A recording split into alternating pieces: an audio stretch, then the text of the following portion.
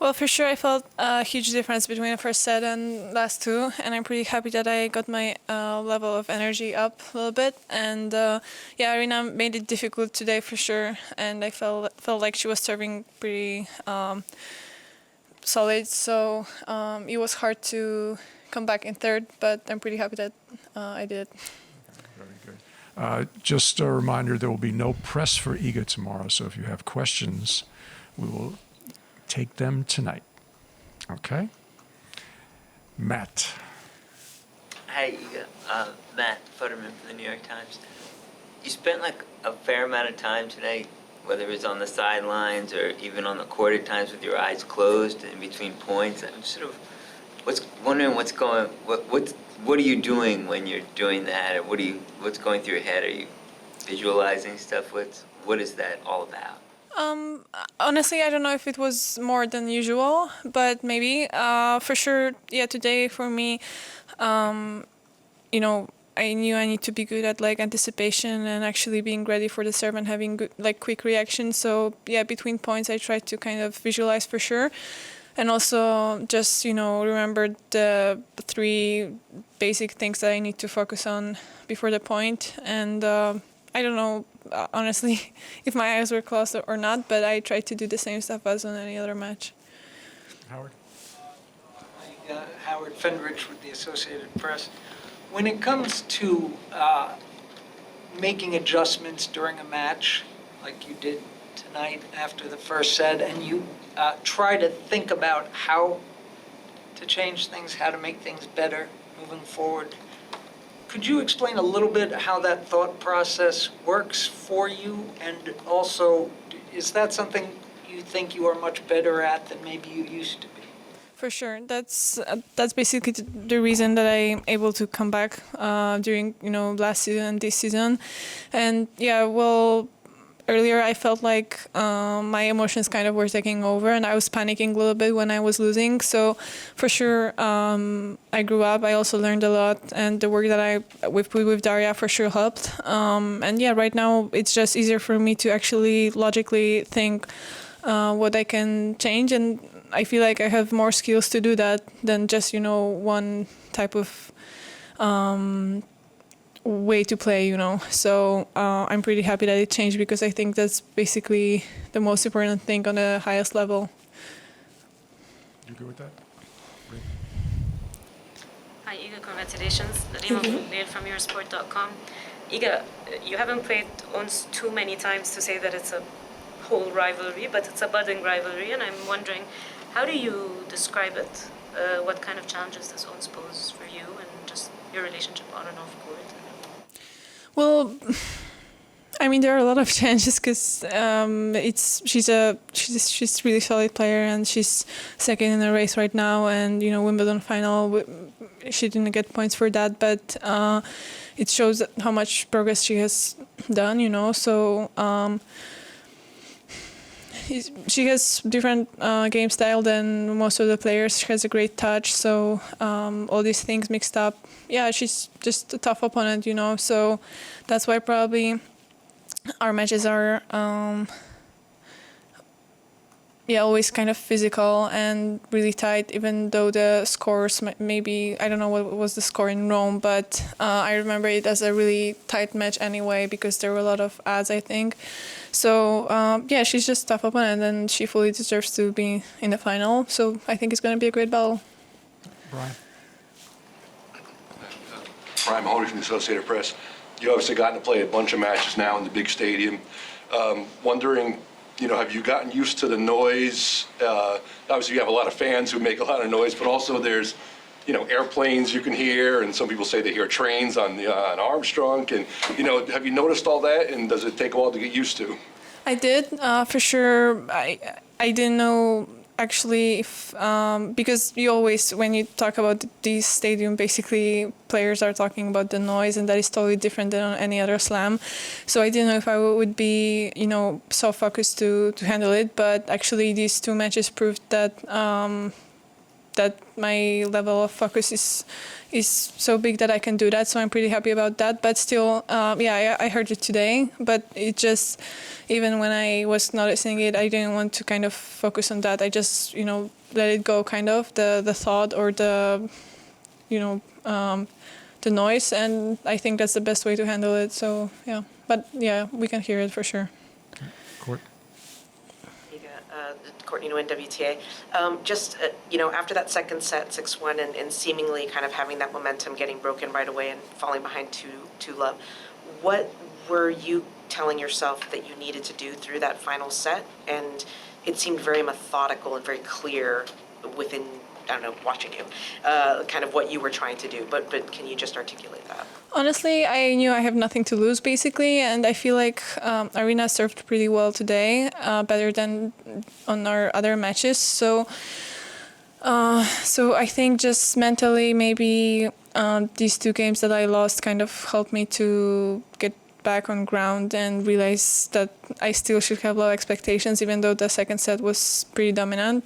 So I tried to actually, I don't know, I think I backed out a little bit maybe on return, but I just went all in, and this time it actually gave me a lot, and the balls that I played went in. So I'm pretty happy because I feel like we were both kind of sometimes risking, because the pace was really, really high. So yeah.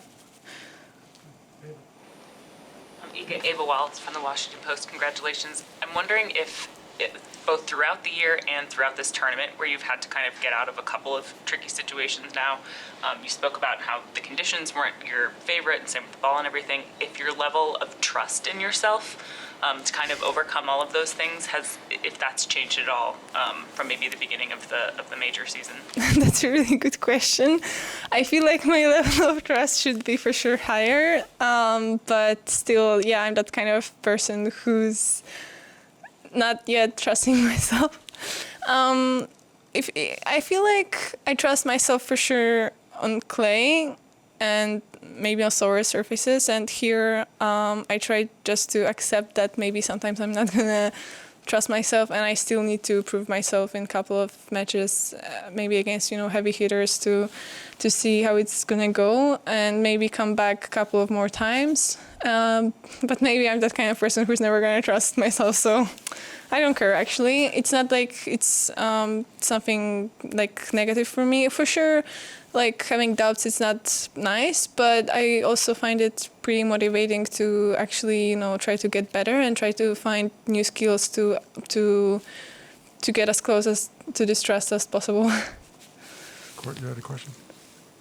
On that point, off of Ava's question, do you then, how do you feel then to make a major final at a tournament where maybe you weren't trusting yourself as much and you didn't necessarily come into the tournament with the confidence level that you had earlier in the season? I just feel like the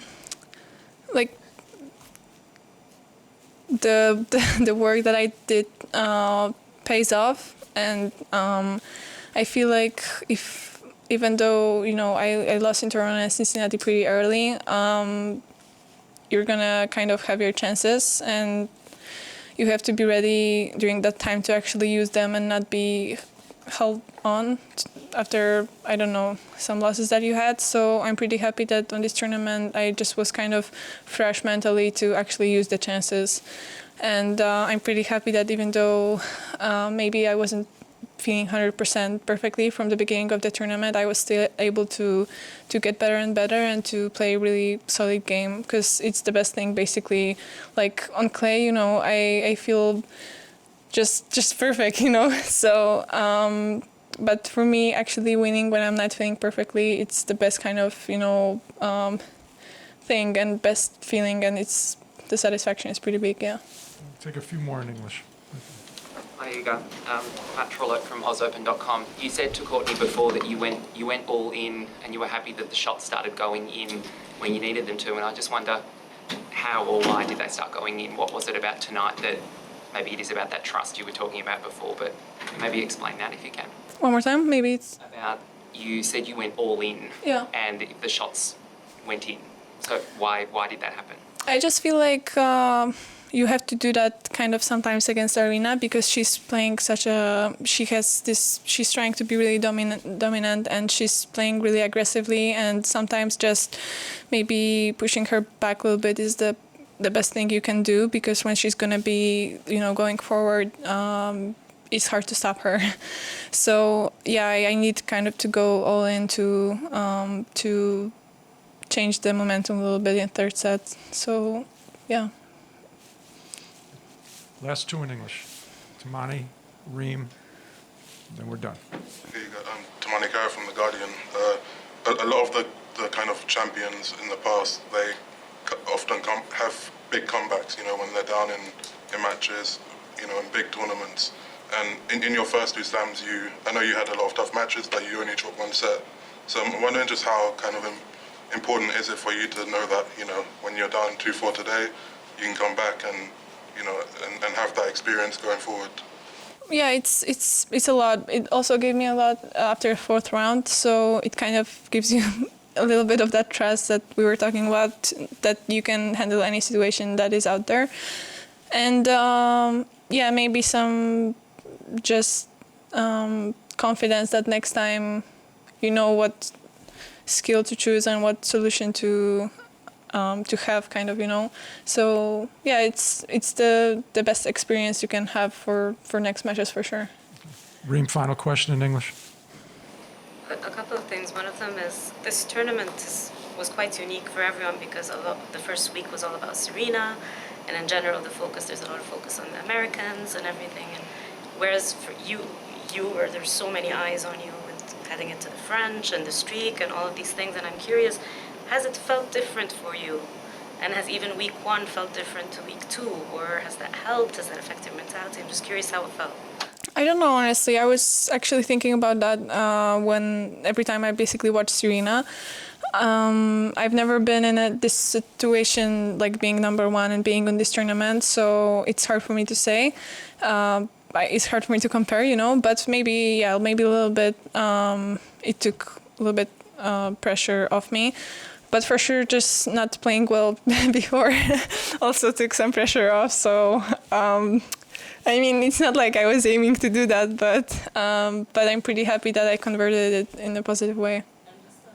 You were very vocal about your feelings about the balls, and Yeah. somehow, which is fine. I feel like I'm a hypocrite.